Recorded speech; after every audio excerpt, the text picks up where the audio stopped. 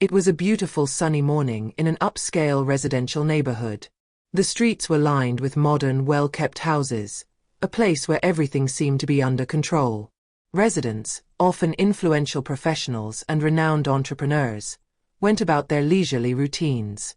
Cars passed in silence, children played in the gardens, and birds sang on the well-pruned trees. It was a neighborhood that seemed sheltered from the problems of the outside world, a place where order reigned.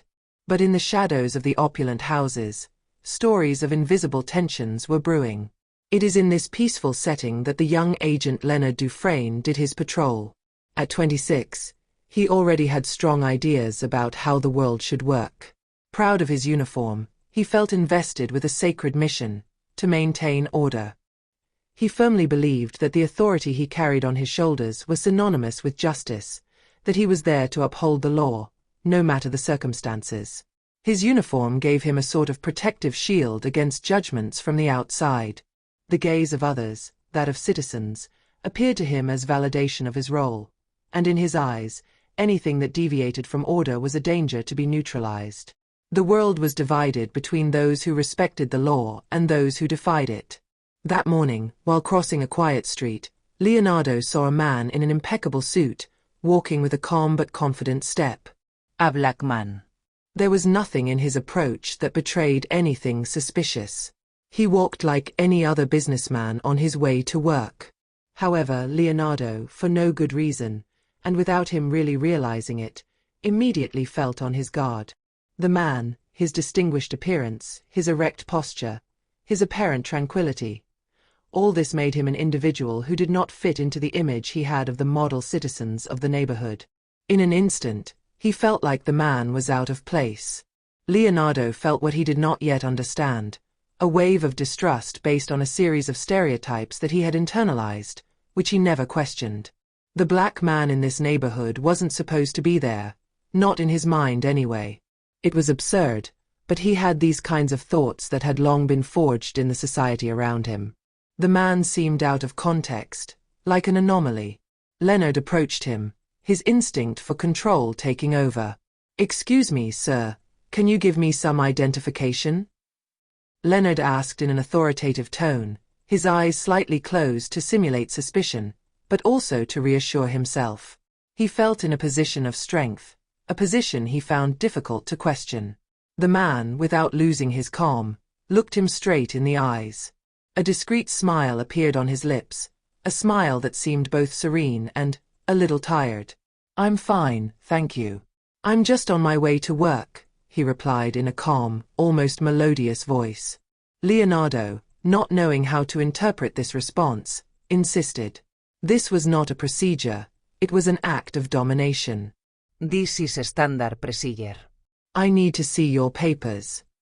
He could feel the tension building inside him, as if adrenaline was pushing him to intensify the interrogation.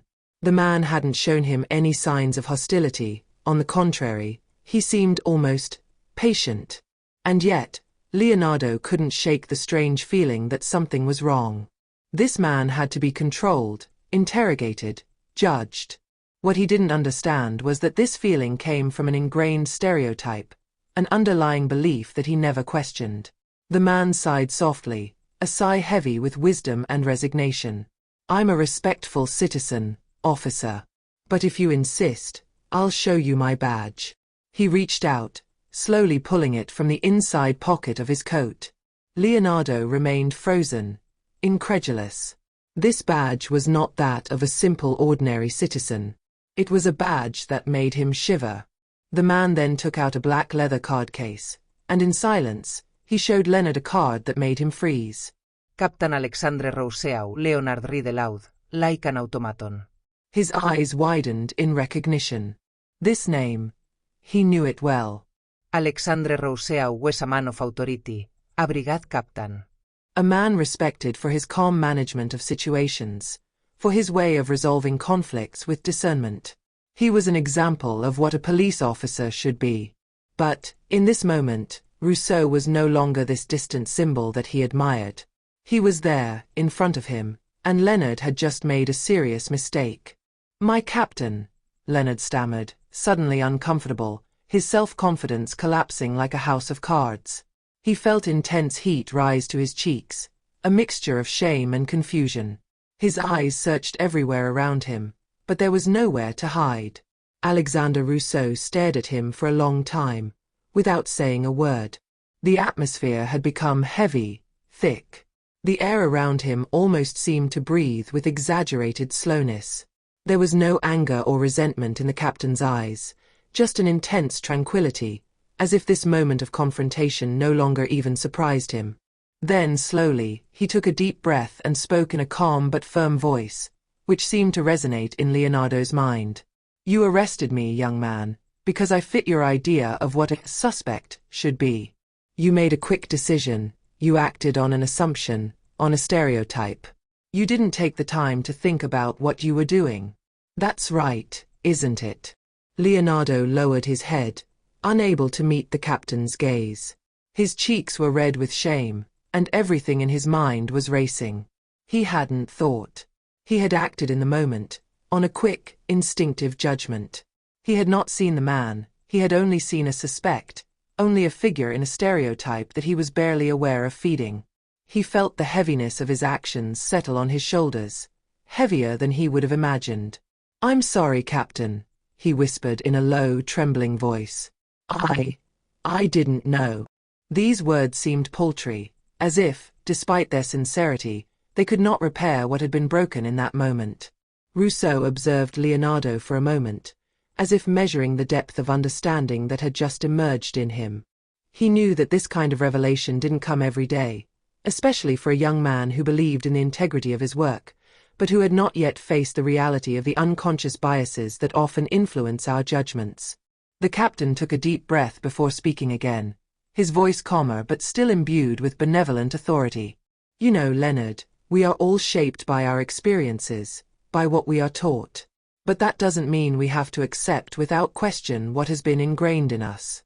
Prejudices, stereotypes, these are not inevitable burdens. They are social constructs that can be demolished if we have the courage to look beyond our own certainties." Leonardo, although upset by this conversation, realized that he had crossed a threshold. His gaze, initially filled with confusion, slowly transformed into a form of acceptance. He wasn't blind to the fact that his world had just fallen apart, but the realization brought him a kind of clarity he had never imagined. He found himself at a crossroads, a junction where he had to choose between continuing to live in the illusion of his own moral superiority, or opening up to a more complex and nuanced reality. "I never meant any harm, Captain. I acted on an instinct, a reflex. I believed I was doing my job," he said finally, his voice tinged with sincerity. "I don't even know how I got to this point." Rousseau made a slight gesture with his hand, as if to lighten the situation. "It's good to admit the mistake, Leonard. Many people don't succeed. But there is more to do. You must also question the mechanisms that pushed you to make this decision.